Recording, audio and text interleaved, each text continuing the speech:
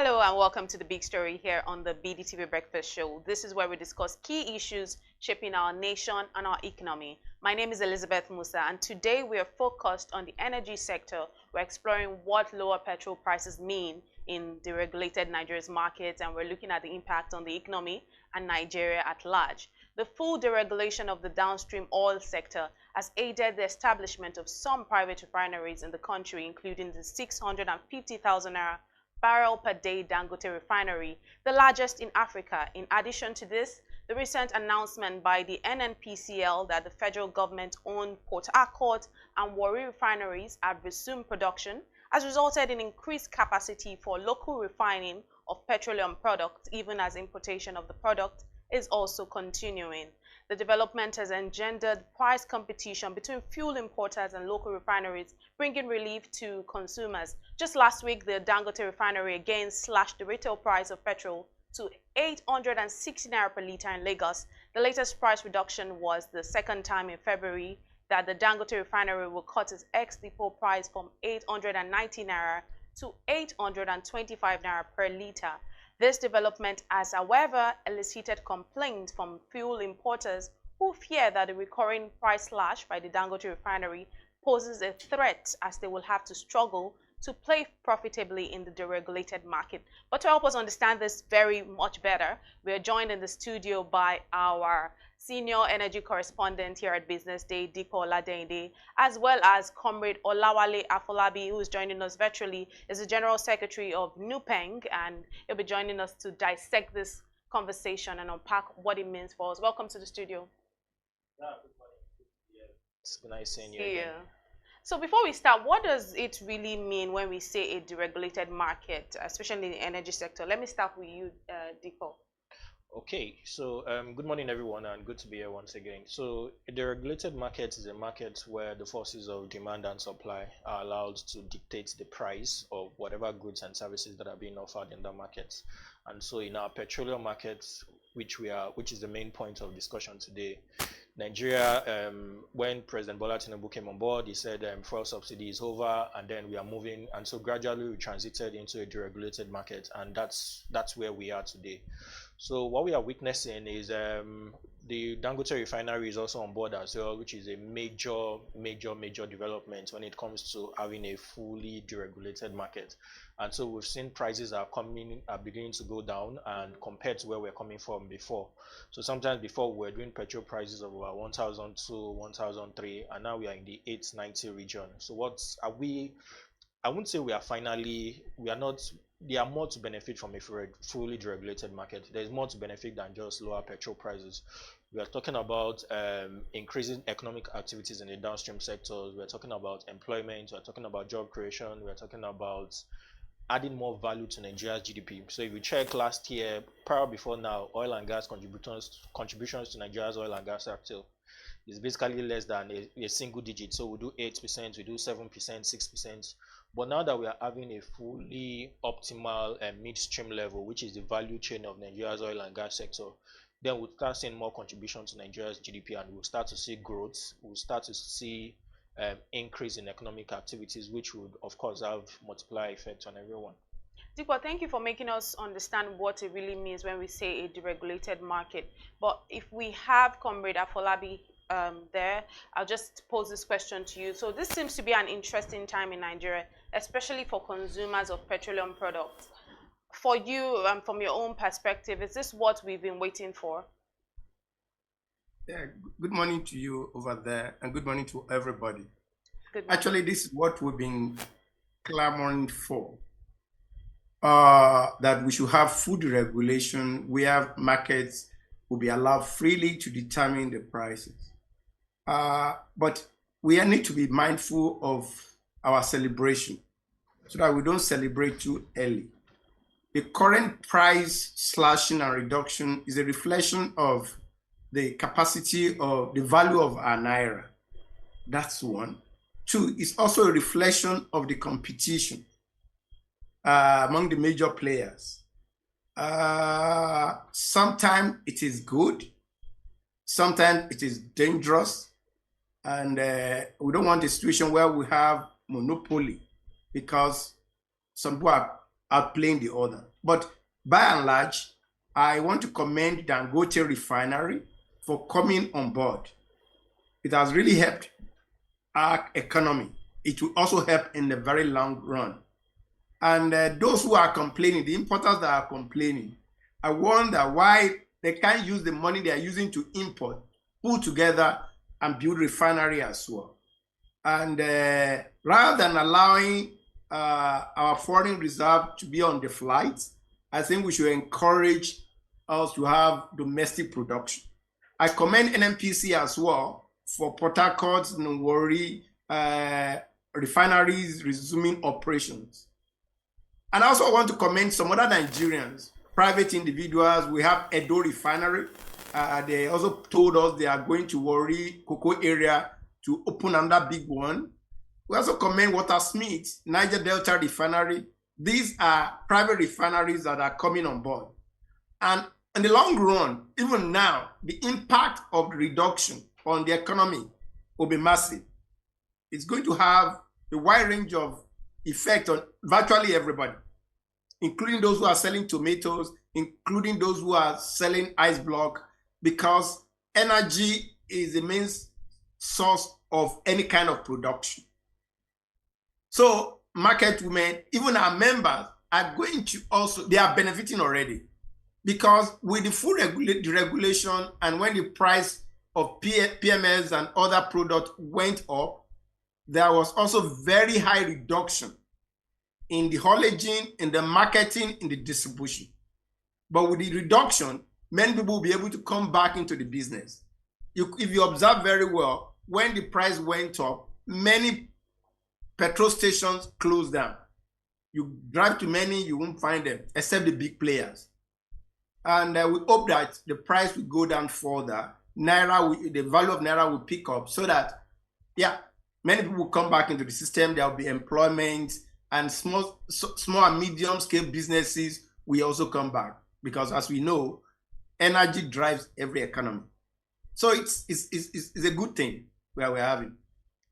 Comrade Afolabi, I'm very curious to know, from your standpoint as the General Secretary of the Nigerian Union of Petroleum and Gas Workers, what are some of the factors driving these price reductions, given the various local and international variables? Are we likely to see further reductions or another increment that will make the relief a short-lived one? Yeah, number one is the value of our Naira. Naira to dollar parity, you will realize that what you are buying at when dollar was 1,900, 1,800. Now, whatever you are buying then, and compared to when dollar is now hovering between 1,400 and 1,500, there will be a major difference. And it's supposed to be, except some unscrupulous business people. So we're supposed to have reduction in this price of cement, in the prices of all our goods. That's number one. So when the value of Naira, our Naira, when the value goes up, definitely the purchasing power of Naira will also go up. And that is reflected there. The other one is about competition. And when Dangote has 650,000 barrel to be produced and to store, there is also tendency for him to produce and have more than enough. So it's a factor of supply and demand. He cannot keep storing up, having higher prices, because his profit also comes from turnover. So that's number two. Number three is that there is also competition. Everybody's coming to the market, and whether confirmed or unconfirmed, Dangote has also been shouting about some cabals coming together to frustrate his business. That despite the fact that he has enough to supply to this country, some marketers are still hell-bent on importation. So in that kind of scenario, they are forcing him, he is forcing them. It's a good thing for Nigerians. But my own concern, or our own collective concern, is that rather than base this thing on importation, which is taking our employment away, taking our at-end foreign reserves away, let us have local production. let's support local production. Government should encourage local production. And so these are three factors that are driving it. All right, Dikpo, you are someone, you've been reporting this story, so you clearly understand the client side, like that's producer side and the consumer side. So for you, can you tell us what these lower prices mean for the economy and the Nigerian society? I mean, from the feedback that you get from when you're writing your stories and all of that, what does this mean? Okay, so thanks. Well, Comrade Afolabi alluded to some of it. So, energy cost is a major cost component for most SMEs in Nigeria. So either you're talking about sole proprietorship, you're talking about partnership business, you're talking about small and medium scale enterprise. Energy cost covers close to 60 to 65% of their variable cost. So anytime there's a slight decline in that cost, automatically you see the effect in terms of lower prices for goods and services in Nigeria. And so let's not forget that inflation has also, before the rebasing of the inflation figures, inflation was moving at a geometric pace. And so energy cost was also one of the major drivers driving that inflation up. So now that we are having lower petrol prices, we are seeing farmers who basically move crops from from their farmlands to the areas where they are being in demand of, would definitely see lower transportation costs as well. So I mean, the multiplier effect on the economy is also is huge, is immense. What we need to make sure is to make sure that we are seeing value for money, to make sure that people are, so when the prices go up, Nigerians are quick to hike prices, and so now that prices are going down, we should also follow the process and start questioning goods and services that we are not seeing the kind of downward trend in prices when petrol prices are also going down. So, and let's not also forget that international crude oil prices are also going down as well. I mean, all of these have multiple effects. But like Comrade said, it's a good thing. It's a welcome development. Everybody is in support of food deregulation. And as far as we get value from it, as far as there is job creation, as far as we are retaining that value addition in terms of oil and gas, because I mean, long time over the years, it's been embarrassing. Nigeria is Africa's biggest oil producing country, but yet we export all of our crude oil and we bring in all of our refined products. So hopefully we should see more to come in the coming months in 2025. Thanks, Dikpo. And Comrade Afolabi, talking of competition, the government has justified the continuous issuance of petrol import license as to check a monopolistic market, so they say. But with the recurring price reductions by the Dangote Refinery, seems to be dictating the pace with other importers, often panicking. Don't you think that this monopoly, they will fear? Don't you think that this monopoly that they fear will still show up? I don't think so. NNPC has refineries, and we have private refineries as well. And there is also space for any competitor to come in, whether local or foreign investors. Nobody is stopping them. So rather than being afraid of monopoly and stopping us from enjoying the benefits that the current scenario is giving us, we should encourage others to come in. I beg to ask, why are they interested in importation rather than pulling together and setting up refineries? No, we should ask that question. So we want to avoid monopoly by importation. It doesn't make sense. We should not leave our energy security to outsiders. Rather, government should encourage all those importers. Come, bring your resources together. Come and invest here. But as long as government keep justifying the issuance of importation license based on avoiding monopoly, we keep having it. And they keep sabotaging the genuine effort of those investors in Nigeria. So we should avoid falling into that trap. Those who don't want the old system to go away, we should avoid falling into it. Okay, we've celebrated them over the year, but at whose expense? At the expense of ordinary masses, at the expense of employment, at the expense of our foreign reserves. So we should stop justifying what is wrong. Encourage local investors. We have Edo Refinery is improving We have Watersmith Refinery, they are doing well. We have Niger Delta Refinery, they are doing well. And no matter how small the scale is, but they are doing something. And little effort will become big thing later when we aggregate everything together. There should be no justification for that. We should give maximum. This is the period we will stop importation and we encourage other people to come in. And you see, money of business is very interesting. When you let's take another example of during rainy season, you see people selling roasted corn by the roadside. And another woman will say, this woman is making it, selling this. Let me also go instead of remaining idle. Let me also do it. And you see a lot of people doing it because they see that this woman selling this roasted meat by her roadside is also feeding her family. So also in big businesses, if Dangote is making it, so let other people come in and do it. Let's take government, pull resources together and do it. This is the simple logic. Thank you. I hear you when you say that the government should instead encourage them to come and invest. But what do you think about crude supply challenges that we have also? See, it is only when you don't start something, there will always be challenges and you address them. The current challenges about crude will be addressed. And we have it. And all these challenges are not beyond our solutions. They are not beyond our capacity to resolve.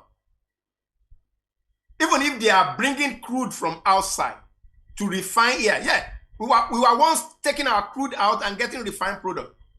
West African market is there. African market is there. So let's get crude from anywhere, but let's have domestic production, and we can turn it, value added, send it out. There's no justification for issuance of foreign import license to me. Thank you. Thank you, comrade. Dikwa, I know you want to add something to that.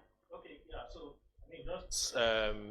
So competition is a good thing, and we should always encourage competition in the downstream sector. Fantastic. But where we are missing it is the idea that we need importers to compete with local refining. No, I think the ideal thing is we should have competition among local refineries in Nigeria. So we should have a Dangote Refinery, for instance, competing with NNPCL Refinery. We should have a Watersmith Refinery, for instance, competing with a Dangote Refinery in terms of supply of either diesel, jet fuel, or petroleum products. Right. We shouldn't be so much focused on giving, because again, you ask yourself, instead of putting all of these dollars to import products, why don't you use these dollars to build a refinery? So that's one. Rather than focus so much on giving import license to people, why don't we focus on solving our crude oil challenges? Why don't we focus on meeting all of the local refineries, making sure they have all of the crude oils they need? Then we can have, because let's not forget that the most important thing about being an oil producing country is getting value for your crude oil. And the best way to get value is for you to domesticate the value chain of whatever goods and services you are producing, from the starting points to the end points. And you can't do that if you keep getting obsessed with importing petroleum products. So I believe in competition, but then I believe let's encourage local competition. Let's ask ourselves question, where are we in terms of Warri Refinery? How many million liters of petrol are they refining now? Can they compete with, for instance, a Dangote Refinery in terms of supplying the South markets? Or can a Watersmith compete with an NNPCL Refinery in terms of supplying the Southeastern market? So I mean, that's where we should have conversation on. That's my view. So basically domestication and encouraging local competition. Comrade Afolabi, the tanker drivers recently had an issue with the Lagos state government over their operations along the Lekki-Epe corridor. Now this has led to the drivers threatening to withdraw their services. Has this issue been fully resolved, and what has been the role of the NUPENG in this? Thank you for bringing this matter up. Let me appreciate the governor of Lagos State. He personally called and for the intervention. Apart from appreciating the governor, His Excellency, I need to talk about overzealous officials and Nigerians generally. We should appreciate what tanker driver is doing in this country.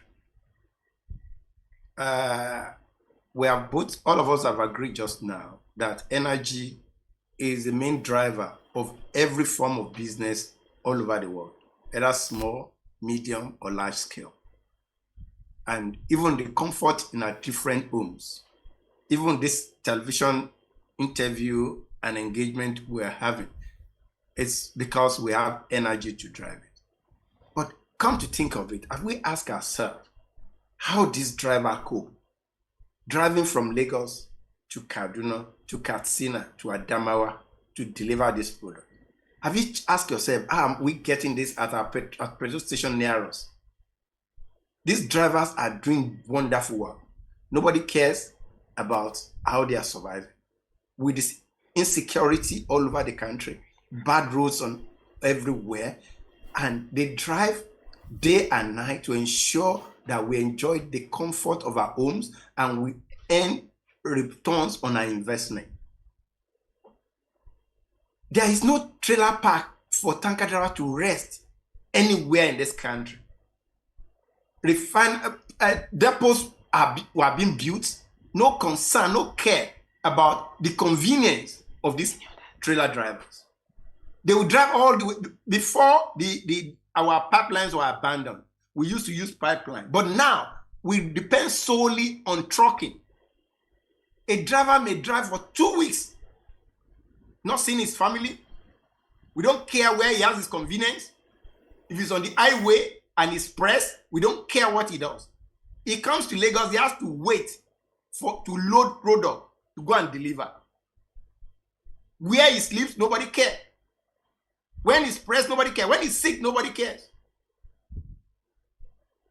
It is the union that is now making intervention, having health HMO for every driver on the wheel, because we know that an unwell driver is an accident waiting to happen. So we have to engage an health insurance, an health provider that has about 2,000 hospitals across the country, that every way where you are going as a tanker driver, while you're on the wheel, if you are feeling unwell, park, let doctor examine you, let doctors attend to you. Nobody cares. When they are tired, where do they rest? You don't want accident. So, but who cares about when a driver is fatigued and wherever he's resting, is it safe or secure? We told our members not to drive in the night.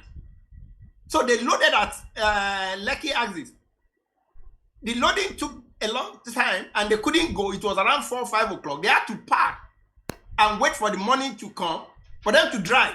Suddenly, some overzealous individuals with gun and all kind of gadget went there around 1 a.m. to attack the drivers, pull them out from where they are sleeping, pull them out from their trucks, and took them to prison.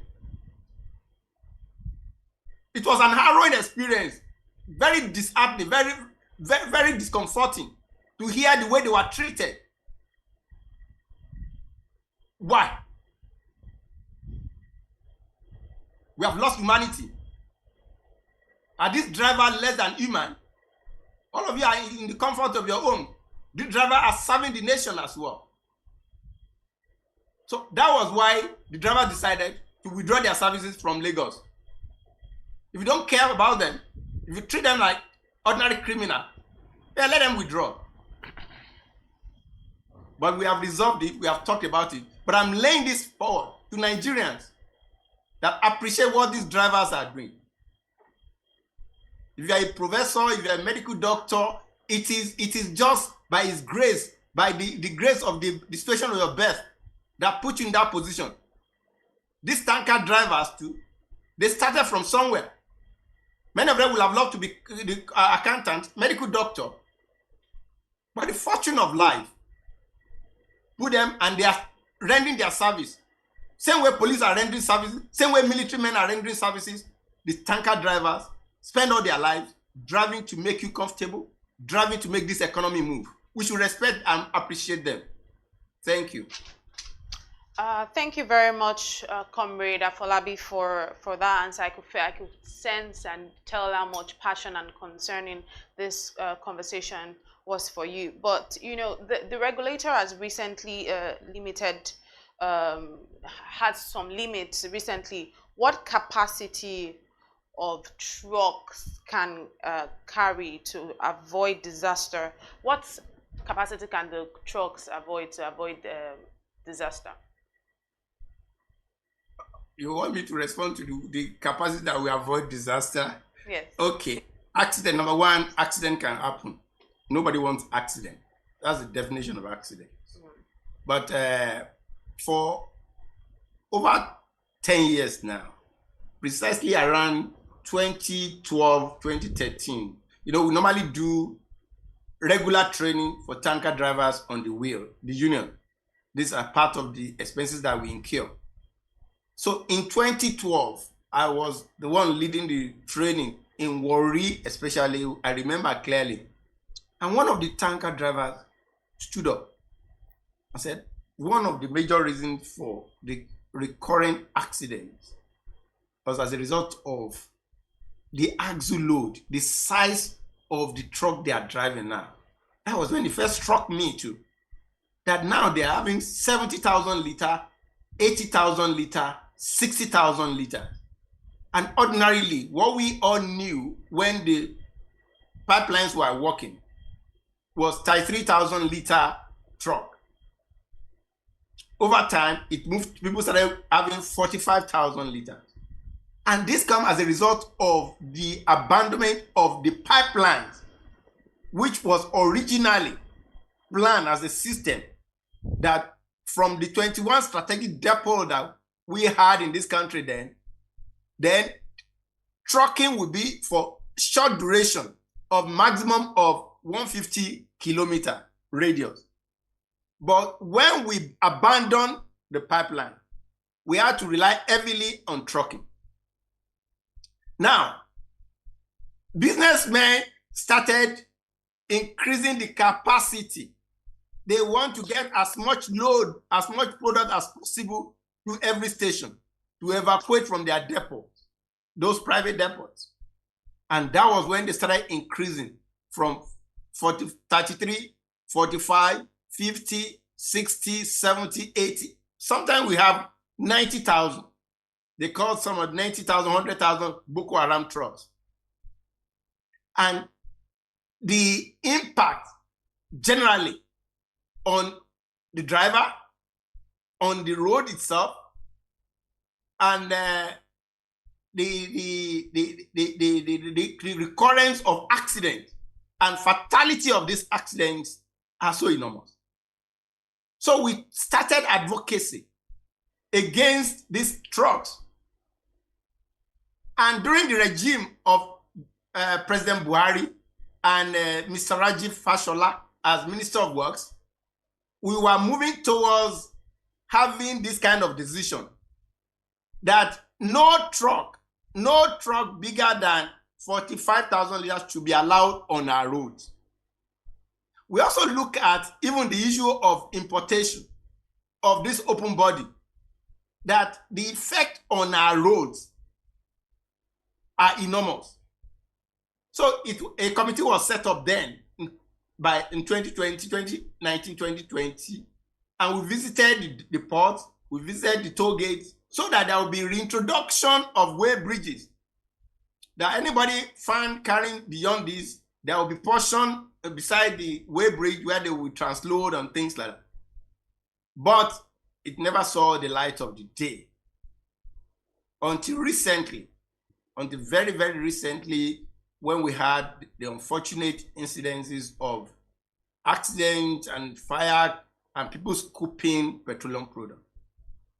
So it was decided at a meeting as part of mitigating against this, that no truck with capacity above 60,000 should be allowed to load from our depots across the country. And no truck above 60,000 should be allowed to also traverse our highway. That's the decision so far, that from 1st of March, and that later in the year, maybe we should also review it. Maybe we go down to 45,000 or thereabout, just in the interest of the public and the interest of our nation, that life of Nigerians are very important. Thank you. Thank you very much, Comrade Afolabi. No trucks above 60,000 allowed to traverse our highway. We'll see how that turns out from here. But thank you very much for your time this morning, as well as you, Diko Oladende, for spending your morning with us this morning on The Big Story. That's all we can take right now. Stay tuned for more updates on BDTV.